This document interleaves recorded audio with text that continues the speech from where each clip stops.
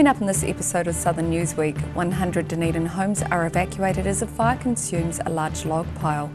The town of Greymouth is lashed by strong winds and rain, and Dunedin declares a state of emergency as the streets fill with water.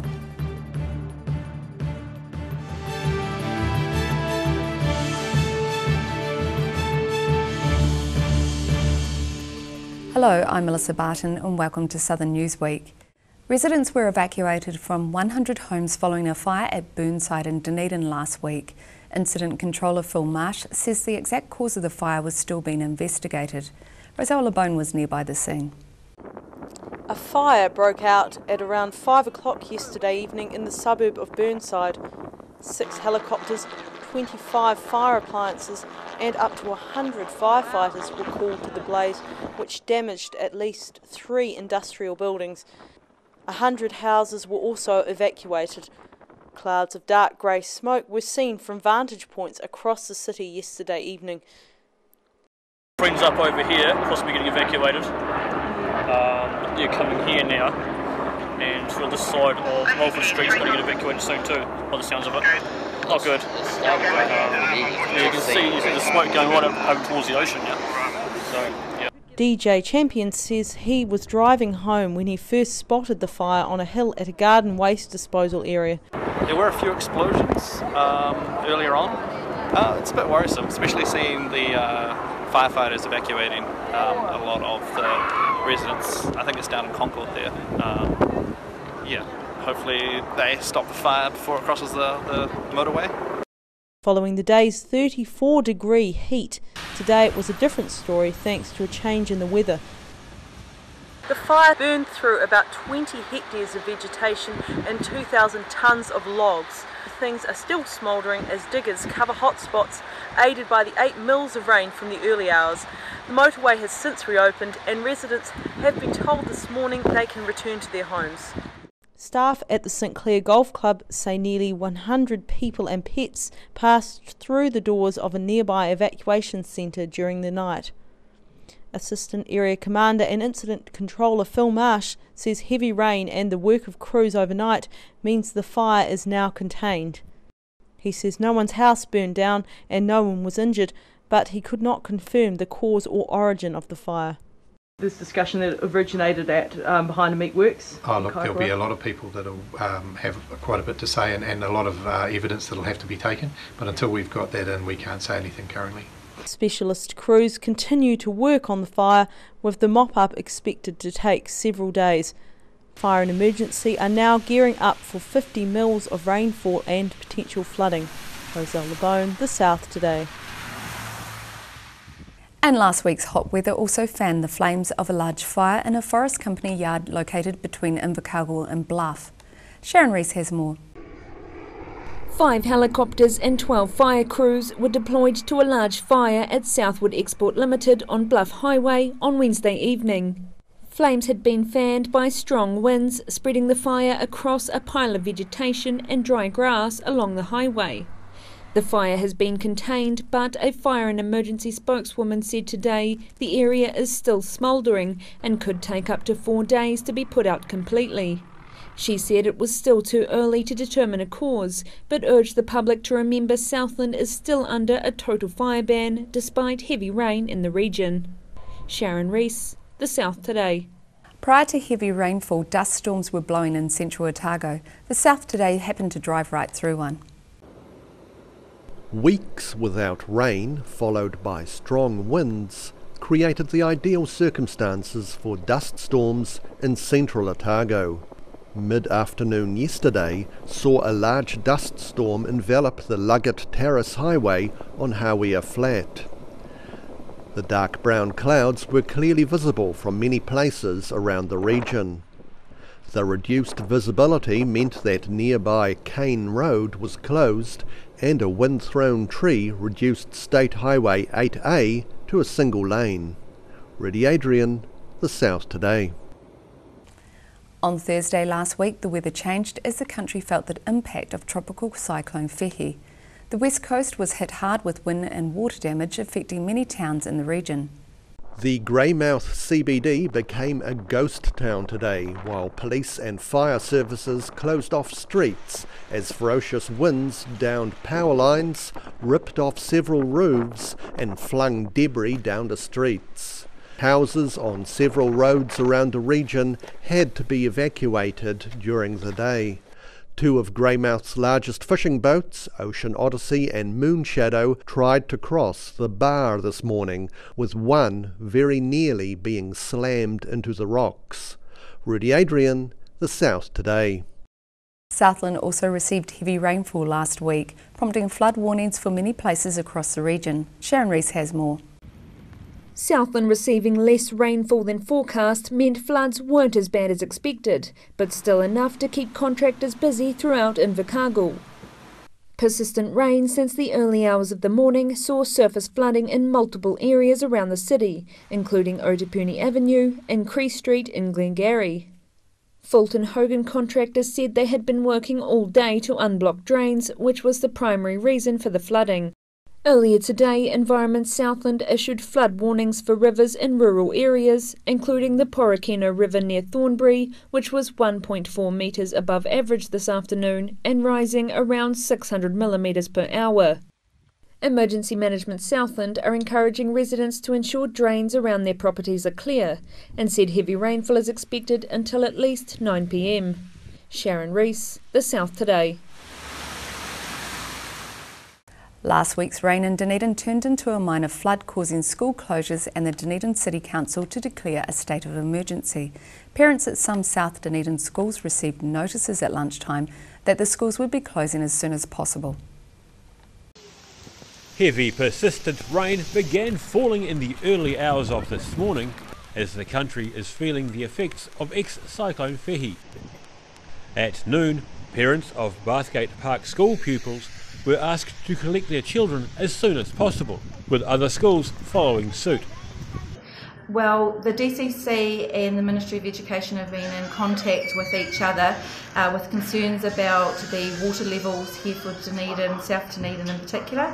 There is a high tide expected later on this afternoon. There is a huge rainfall anticipated late this afternoon, and just with some of the road conditions that have already started to present themselves, they are advising some schools to contact their board and make the call on whether schools need to close or not.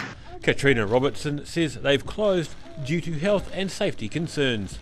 Bathgate Park School, with a number of other local South Dunedin schools, are currently in the process of working through the early closure procedures to make sure that children are relocated to their parents and that we can get everyone home safely. And this decision has been based on a health and safety matter. At lunchtime, flooding in Forbury Road appeared similar to the 1 in 100-year floods of 3 years ago. Daryl Baser here for The South Today on Forbury Road in Dunedin. Behind me is one of the water system covers. It's being literally pushed up by the amount of water that is flowing through the drainage system. This appears just like the previous serious South Dunedin floods. In the early afternoon, flooding had been reported across the city as far south as Mosgiel, and by 2:30 a civil defence emergency was called.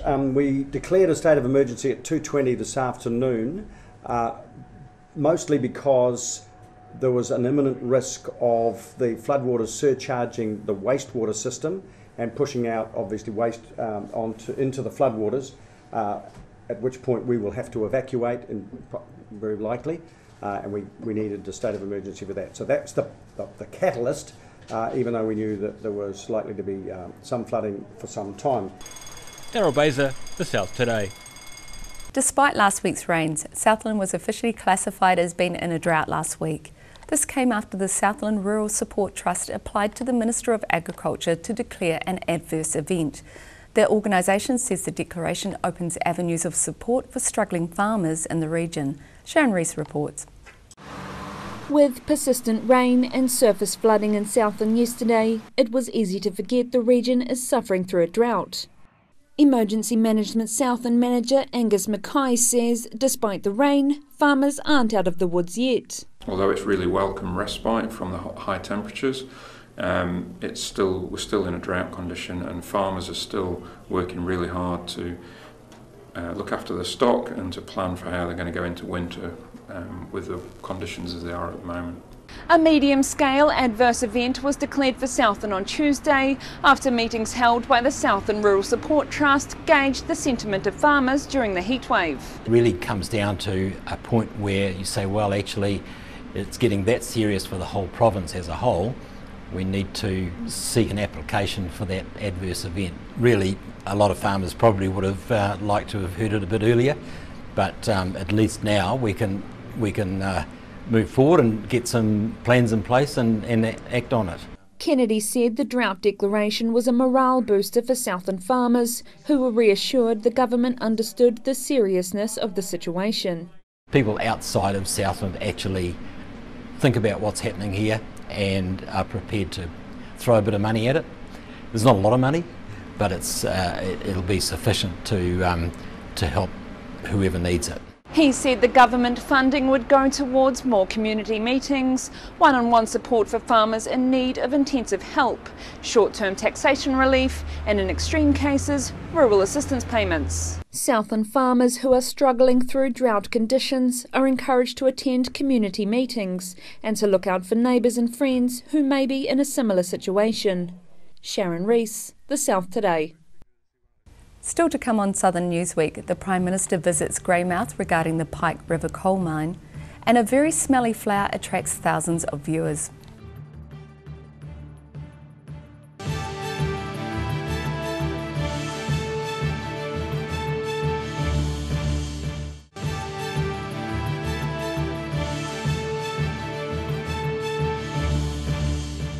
Welcome back. Last week saw New Zealand's Prime Minister visiting Greymouth to open a new office that will facilitate sending people back into the Pike River mine.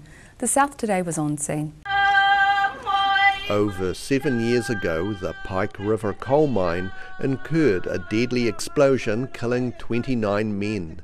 Since then, many friends and families have asked for investigators to re-enter the dangerous mine and retrieve what might remain of the workers' bodies. Prime Minister Jacinda Ardern has now promised this will happen by the end of next year. Today is for you. Your determination and your commitment to seeking justice is ultimately why we are here. Every working New Zealander has the right to return home safely at the end of the day. On 19 November 2019, 29 of your loved ones were denied that right. The worst of it was that it was avoidable.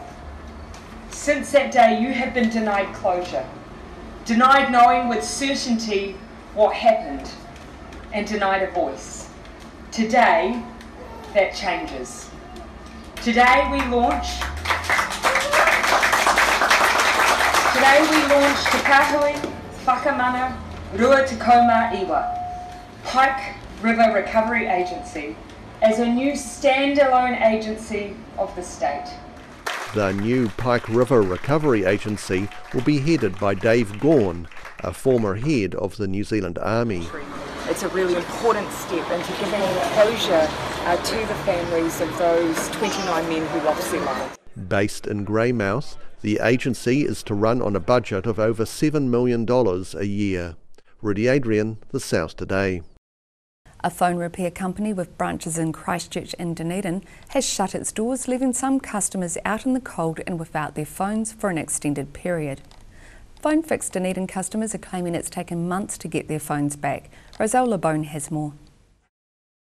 The doors of Dunedin's Phone Fix store have been firmly shut since Christmas, and some customers are still waiting to get their phones back. Kate Dorgy waited to get her son's phone for more than 5 weeks. She finally got it back on New Year's Eve after handing it to the shop on December 9. The repair had failed. After only 9 days it had completely failed. I paid $150 to get its phone fixed, and I had quite a robust discussion with the guy, to get him to accept that it had failed, and he gave me this really weird story about how the courier had lost all his stuff that he'd ordered, and he had all these phones to fix and he was going to do them as soon as he could. It was the second time she had taken the phone in to be fixed. It doesn't have the right colour screen on it. It's a black one instead of a white one. It does work. I'm waiting to see if it continues to work. She also claims the initial repair on her phone failed because of lesser quality parts being used. He did try to make the claim to me that it was expensive because they used genuine Samsung parts. I pointed out to him that on the screen, because it was an LCD and a screen that was replaced, glass cover, that there was this embedded generic brand sticker on it. I said, well, if that's a genuine Samsung part, why does it have that sticker on it? And he straight away changed his tune and accepted immediately that he needed to repair the phone. She finally spoke with store owner Richie Hislop, but says he didn't do anything until she complained further. And then they deleted my posts, and then they blocked me from their site so that I can't make any more posts or comments. No profanity in my comments. They were a bit terse. They were quite direct and to the point. While Hislop told the South Today he was only deleting comments from customers who used profanity, these comments with questions about delivery times and when the store would reopen were also deleted. When the South Today spoke with Hislop last week, he estimated about 7 customers were waiting on their phones and iPads. Long story short, we've had staffing issues. He was meant to go to India to go get married. 2 weeks before he went to India, I noticed the sales had dropped right down, only to find out that he hadn't been putting stuff through the point of sale. So basically theft. So I said, look, don't bother coming back from India. He says he shut the shop when another staff member stopped turning up for work. He also says claims the store used inferior parts are absolute and utter lies. The South Today spoke with several customers who didn't want to be publicly identified but said last Thursday if their phone didn't turn up they would be taking the matter further. Hislop said today there are still 2 customers yet to receive their repaired phones. He will be making contact and the shop will be trading again by late next week. I'm Rosella Bone for the South Today. The Amorphophallus titanium at Dunedin's Botanic Garden flowered last weekend, drawing thousands of visitors to see what the stink was all about. Daryl Baser took the whānau to witness the largest flowering structure in the southern hemisphere. The 9-year wait for his pet flower to open finally came to a close this Saturday for Winter Gardens curator Stephen Bishop. Oh, look, I'm just blown away. We didn't expect we'd have this much public response, but it's just incredible. Yeah, I'm just gobsmacked.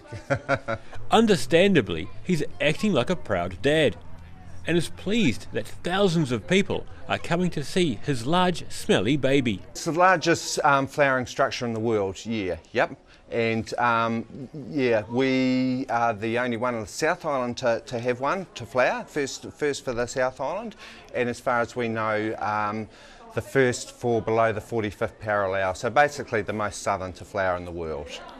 Behind the gate, the security guard and the white doors is the Amorphophallus titanium. It's attracting thousands of people over the weekend as it's flowered for the first time in Dunedin ever.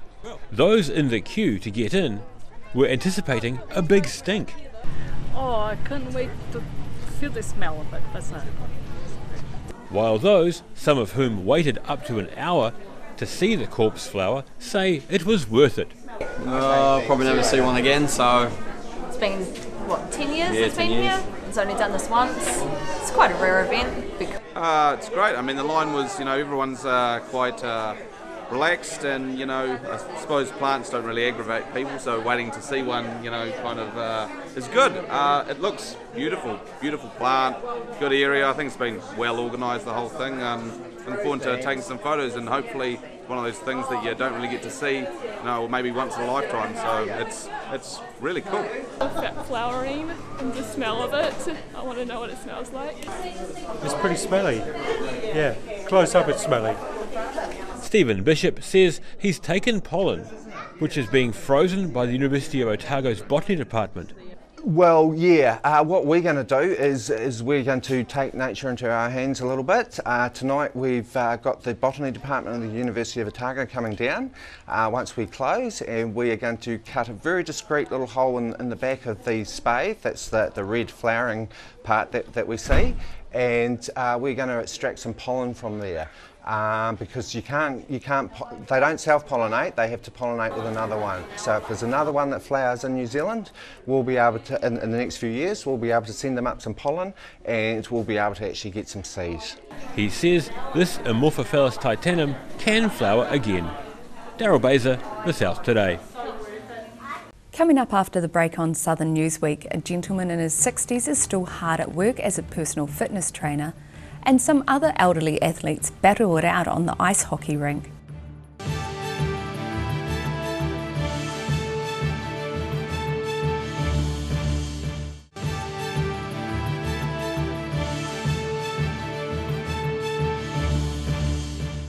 Thanks for staying with us. By the age of 50, most professional fitness trainers have hung up their gym gear for good, but not 63-year-old Dennis Kroll of Queenstown, who just might be the oldest in the country still in the business.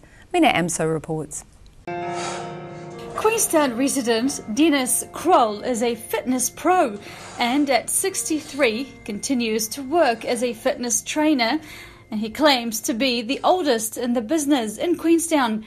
And who's to say he's not the oldest in the country? The oldest trainer in Queenstown? Yeah, I think I am. Possibly even New Zealand. I had a look at some of the stats around New Zealand. I couldn't find anybody over about 40 or 50 training. Kroll arrived back to Queenstown last year for good after travelling the world on cruise ships as a personal trainer. It's a lifestyle. It's something which I love. And it's something which it's my passion. I try and help as many people as possible. He says any exercise is good exercise. However, repetitive workouts may not be as effective. The trouble is when you just do that, after about the third or fourth time doing that, the body says, oh, I've done this before, I'll go to sleep while you walk the dog, because your body gets used to it. So you have to do continual different types of exercise, like the body weight, even push-ups or squats. It's very easy to do, even 20 minutes a day. Kroll comes to this gym about 3 times a week, and what he does is an interval training which includes a mix of weights: free weight, body weight and fixed weight.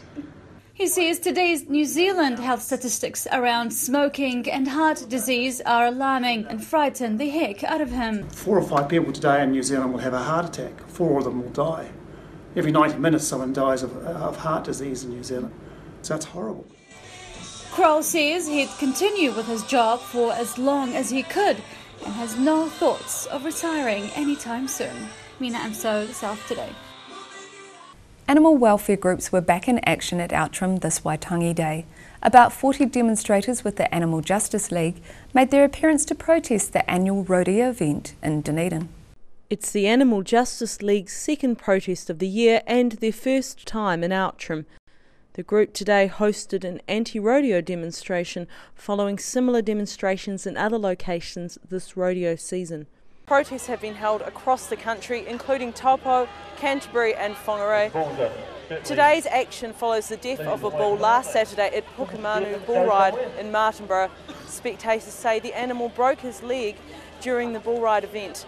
He then lay on the ground salivating and bellowing before dragging himself out of the ring where he was euthanised. Bull ride events involve compelling the animals to buck with a tight flank strap, also known as a kicker, tied around their bodies. The Animal Justice League wants to see a nationwide ban on rodeos. Team member Leighton Thompson says the mistreatment of animals at rodeos often happens behind closed doors. It's definitely abuse. From everything from the flank straps, where they're purposefully making the bulls buck, to how they intimidate them by shocking the animals and so on and so forth. There has been multiple videos recently released of the animals being kicked and punched in the back to agitate them, and it's obvious they have to be agitated to act how they do. But Dave Marshall says Outram rodeo organisers have nothing to hide. We have a very strict animal welfare code that has to be adhered to run an event. So we have animal welfare officers, we have vets, we have people overseeing this code. He disputes the use of materials including electric prods at the events. Well, we don't allow that type of intimidation to the animals. I would very much doubt that actually happened. Marshall says last week's incident at Martinborough was a freak accident, and if there is any evidence of mispractice, there will be prosecution from the Ministry of Primary Industries and the New Zealand Rodeo Cowboys Association. Roselle LeBone, The South Today. This year's Masters Games in Dunedin are to wrap up on Sunday. The South Today took a look at 2 ice-based events held over the week. This year's Masters Games in Dunedin offer 60 different sporting categories for competitors to choose from, and several of them are traditionally winter sports. The Dunedin Ice Stadium featured several days of curlers sliding their hefty stones across the rink, but after a couple of days of curling, the ice was taken over for the more aggressive sport of ice hockey. Visiting teams include the Whitehorse Gold Puckers from Canada, as well as the aptly named Rusty Blades from Brisbane, who today were up against locals Dunedin A. The Masters Games age limit for ice hockey starts at 35 years, which Rob Brito says is close to the oldest of the professional players. So there's professionals going around in the NHL that are over 35, but not very many. Most of them, their careers are washed up at early 30s, 34.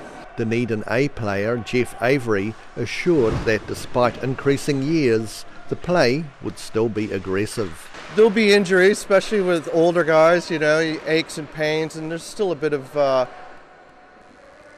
tenacity needed to get the puck in the corner, and there's little battles like that, and that's what we like, The 2 teams felt that they were evenly matched. Yeah, well, they've got a good chance. We've played them a few times in the past, and we've managed to just squeak past them all the time, but I think this is their opportunity. We'll beat them, but it won't be, we'll have to play well, but we will beat them. Brito's team have visited New Zealand a number of times, and they enjoy the opportunity that the Masters Games provides. It's good fun coming here. We've always loved it. Loved Dunedin. It's a great place. Before we came to Dunedin, we used to play in Christchurch, and we brought teams over to Christchurch a number of times, and always enjoyed that too. So this is good. Ice hockey will continue on at the Dunedin Ice Stadium until the finals on Saturday. Rudy Adrian, The South Today. And finally on Southern Newsweek, Invercargill has geared up for its biggest event of the year, the Burt Munro Challenge. Thousands of motorcycle riders and spectators are expected to visit the city for the 4-day event. Sharon Rees has more. The rumbling of motorcycle engines is everywhere in Invercargill as riders prepare for the country's biggest motorcycle event. Burt Munro Challenge organisers have been working overtime to ensure everything is ready, and event organiser Claire Blau says the excitement is starting to build. Everyone's pretty buzzed. The streets are busy now, the bikes are starting to roll in. People are really sharing their photos and stories, so it's been really nice to hear everyone's stories, how they're coming in and getting really amped for the event. The marquees have gone up and some of the riders have already set up camp at a reedy park in Otatara, which will act as a go-to station between events where riders can relax and socialise. It's coming together nicely. We're just about all done. We've just got a few finishing touches to do, and we'll be all good to go. Cool. And what's the general feeling out here from everyone? It's pretty good, yeah. I think they're expecting a good crowd, and obviously there's a few bikes coming in over the back here, campers, and I'd say the motels will be pretty well full as well. The Burt Munro Challenge was traditionally held in November, but a history of heavy rain saw the event move to this week. And while a run of bad weather over the past few days made it look as if the weather curse had struck again, organisers assured me that won't be the case. We've been keeping an eye on the weather and we're actually pretty confident it's going to be quite good. The weather looks great for the next 4 days actually, so we'll have sunshine and certainly warmer conditions. So yeah, riders are ready, we're ready, and it's going to be great. The Ariti Park gates open at 9 a.m. tomorrow for rally registrations, and the first of the main events is the Bluff Hill Climb Championships starting at 10 a.m. Sharon Rees, The South Today. That's all from us this week. You can go online and check us out on Facebook, or you can keep up with Southern News via our website, channel39.co.nz. I'm Melissa Barton, and thanks for watching.